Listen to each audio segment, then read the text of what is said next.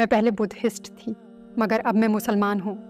Buddhist لوگ back وقت کئی خداؤں پر یقین رکھتے ہیں۔ وہ اپنے کھانے کا نمونہ دیتے ہیں جو انہوں نے اپنے خدا کے لیے تیار کیا تھا۔ ٹیلی ویژن پر وہ مسلمانوں کو ایسا دکھاتے ہیں دہشت گرد یا شدید لوگوں کے طور پر۔ اسلام کا مطلب امن، پاکیزگی، محبت کے ساتھ رہنا ہے۔ میری خواہش ہے کہ سب یہ بات جان لیں، اسلام کو کھولیں اور اس پر یقین کریں۔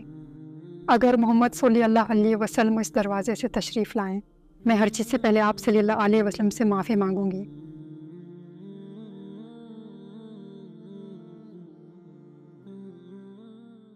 کیا آپ ہمیں اپنے متعلق مختصراً بتا سکتی ہیں؟ آداب، آپ کا دن اچھا گزرے۔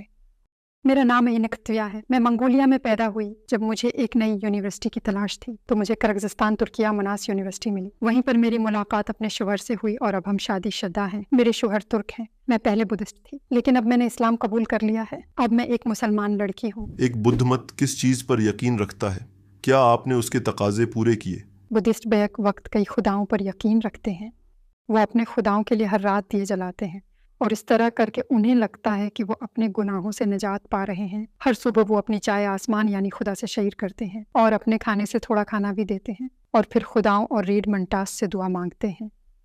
بدھ مت کے خدا پر یقین کی کمی یعنی نیکی اور گناہ کے تصورات کی کمی نے آپ کی زندگی کو کیسے متاثر کیا؟ کیا آپ کو کوئی برا تجربہ یاد ہے؟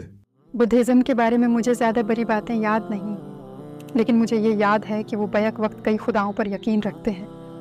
ان کا صرف ایک خدا نہیں ہوتا بلکہ کئی قسم کے خدا ہوتے ہیں، جیسا کہ آگ کا خدا، سفر کا خدا، بچوں کا خدا اور صحت کا خدا۔ وہ ان سب پر یقین رکھتے ہیں۔ وہ لوگ نیک و بد کا تصور رکھتے ہیں، لیکن آج کل ہماری نوجوان نسل نیک بننے اور نیکی کے کاموں میں دلچسپی نہیں رکھتی۔ لیکن بوڑھے لوگ جیسا کہ میرے دادا دادی وغیرہ، ان کو کوشش یہی تھی کہ کوئی گناہ نہ کریں اور ایک اچھی زندگی گزاریں۔ بدھ مت کے بارے میں ایسا کیا تھا جس نے آپ کو مطمئن نہیں کیا، جو آپ کو سمجھ نہیں آیا؟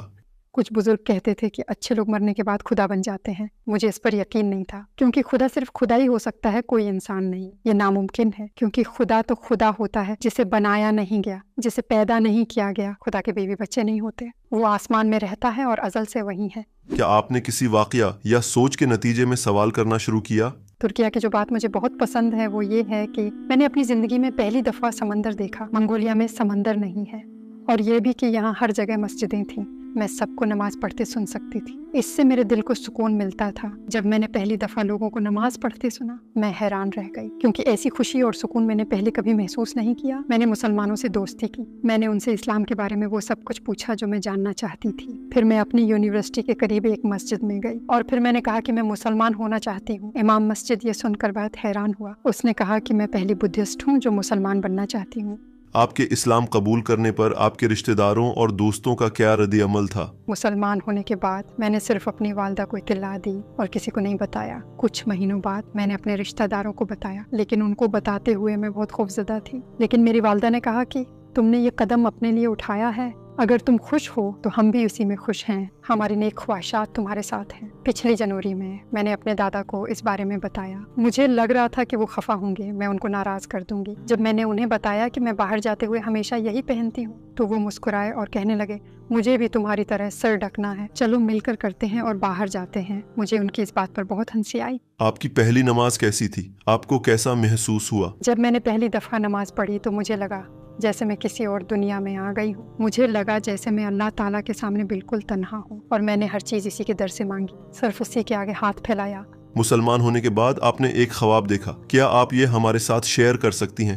میرے مسلمان ہونے کے 6 دن بعد یہ خواب دیکھا۔ میں نے دیکھا کہ میں ایک ہاسپٹل جیسی جگہ پر ہوں اور ہر کوئی لائن میں کھڑا ہے۔ وہاں 3 سفید دروازے تھے، ان میں سے بائیں طرف کے دروازے پر نیلے بیک گراؤنڈ پر گولڈن کلر میں عربی زبان میں قرآن کی پہلی 7 آیات لکھی ہوئی ہیں۔ مجھے محسوس ہوا کہ اللہ تعالیٰ نے یہ پیغام میرے لیے بھیجا ہے، یہ بتانے کے لیے کہ میں نے صحیح راستہ چنا ہے اور یہ میری زندگی کی بہترین چوائس ہے۔ کم از کم مجھے اس پر مکمل یقین ہے۔ آپ کو ہمارے نبی صلی اللہ علیہ وسلم کے متعلق کس چیز نے سب سے زیادہ متاثر کیا؟ رسول اللہ صلی اللہ علیہ وسلم کے سارے اعمال جو آپ صلی اللہ علیہ وسلم نے فرمائے، اللہ تعالیٰ کے ہر حکم کی تعمیل کرنا، اپنی قوم تک اللہ تعالیٰ کا پیغام پہنچانا۔ آپ صلی اللہ علیہ وسلم نے وہ سب ہم تک پہنچایا، حتیٰ کہ کوئی آپ صلی اللہ علیہ وسلم پر ایمان نہیں لایا، تب بھی آپ صلی اللہ علیہ وسلم نے ہمت نہیں ہاری اور اپنے عقیدے پر قائم رہے۔ آہستہ آہستہ تمام چیزوں کی وضاحت فرمائی اور ہمیں بہت سی اچھی چیزوں کے بارے میں بتایا۔ مجھے یہ جان کر بہت اچھا لگا کہ آپ صلی اللہ علیہ وسلم نے ہمارے لیے کیا کچھ کیا۔ ہم شکر گزار ہیں کہ اب سب اسلام کے بارے میں جانتے ہیں۔ اگر ہمارے نبی صلی اللہ علیہ وسلم ابھی دروازے سے داخل ہوں تو آپ ان سے کیا کہنا چاہیں گی؟ اگر محمد صلی اللہ علیہ وسلم اس دروازے سے تشریف لائیں، مجھے اپنی آنکھوں پر یقین نہ آئے گا۔ آپ صلی اللہ علیہ وسلم وہ ہیں جنہوں نے ناممکن کو ممکن کر دکھایا، جو اسلام جیسا عظیم مذہب لے کر آئے۔ وہ پہلی بات جو میں آپ صلی اللہ علیہ وسلم سے کہوں گی یہی کہ میں شرمندہ ہوں۔ مجھے بہت افسوس ہے کہ آپ صلی اللہ علیہ وسلم کے عظیم مذہب تک میں بہت دیر سے پہنچی۔ کاش میں پہلے ہی پہچان لیتی، کاش میں تھوڑا پہلے قبول کر لیتی۔ اگر آپ کو غیر مسلموں سے بات کرنے کا موقع ملے تو آپ کیا کہنا چاہیں گی؟ اسلام کا مطلب امن، خلوص اور محبت ہے۔ اگر آپ واقعی اسلام پر یقین رکھتے ہیں، احترام کرتے ہیں اور دل سے چاہتے ہیں تو آپ کو وہ انعام مل جائے گا جس کے لیے اللہ تعالیٰ نے ہمیں بھیجا ہے۔ اس وقت پوری دنیا آپ کو سن رہی ہے، آپ کیا کہنا چاہیں گی؟